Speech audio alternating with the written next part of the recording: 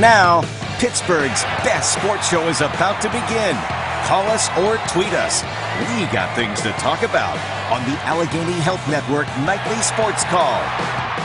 All right, Ken, thanks very much. Hello again, everyone, and welcome to the Allegheny Health Network Nightly Sports Call, which is nightly, 7 nights a week right here at 412-575-2600. That's the number of the Bordas and Bordas hotline. Call me with your thoughts on what you've seen from the Penguins, from the Senators.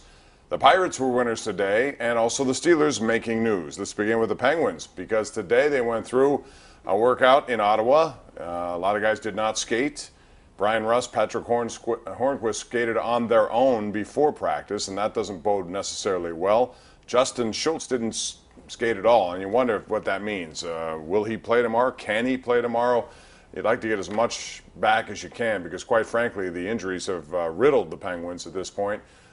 They can't supply enough forwards to really put their best forward, top six lines together, top six forwards, together, which affects your bottom six. And then, of course, their offense is also completely flat right now, just 3 goals in 3 games against the Senators. And a lot of that is because their backside, which offense normally starts there with them, the puck movers are out. No Letang, no Schultz. Trevor Daley is, not anywhere near 100%. You can tell that.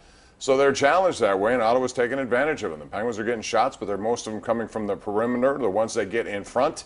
And there hasn't been enough net front presence, but the ones they get there often hit the post. So as it is, Craig Anderson has played really well. Ottawa's up 2-1. But for those of you who think this is over or the Penguins may lose again tomorrow, just remember Game 7 in Washington. This team is a pretty resilient bunch, and I expect them to come out and play well. And quite frankly, that starts with a good first period. That's something they have not done. It's been in short supply. You cannot afford to start the way they've started a large percentage of their playoff games and expect to survive. And last night it was helter-skelter.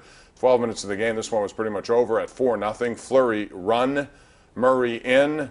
Today, no comment officially from Mike Sullivan about who he will put in net. I'm still believing it's got to be Marc-Andre Fleury, although Matt Murray, of course, is Sullivan's personal choice, I would imagine, but he also has to consider everything here. And again, Fleury has been terrific for the first 2 series here and first 2 games of this series. Last night was just one of those nights. So what will he do? What should he do? I'd like to hear your opinions at 412-575-2600. As I said, injuries are a big part of this as well. The Penguins need to get some scoring from the top line, and right now the top line has been cold. It's Connor Sheary doesn't deserve a spot on the top line the way he's played, and he's been a really good player for them. I say that with no disrespect because he was a 1-point-per-game guy, through the regular season. And no goals in these playoffs. For whatever reason, he's really struggled. But because they have no one else really available, he's got to be on that top line. And the top line with him and Gensel and Crosby hasn't put much up there in terms of point production. So, again, that's how it affects your top 6 down to your bottom 6. Now you're using guys that you don't want to use in the top 6 in the top 6, and so your bottom 6 has different people in there as well.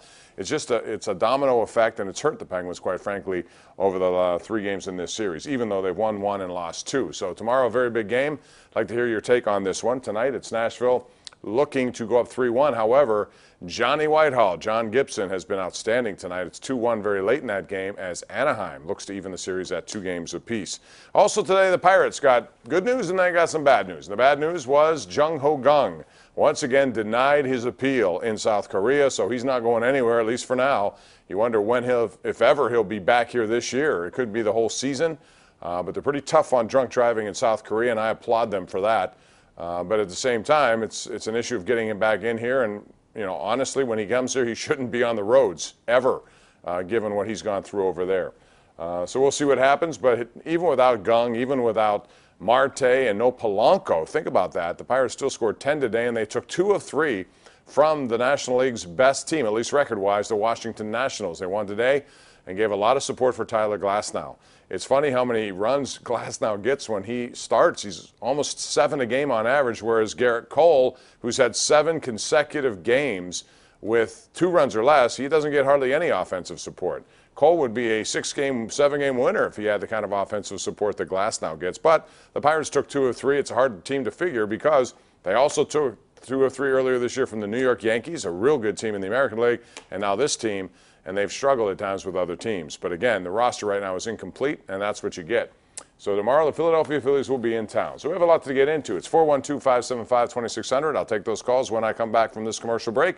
You're watching the Allegheny Health Network Nightly Sports Call right here on the Bordas and Bordas Hotline.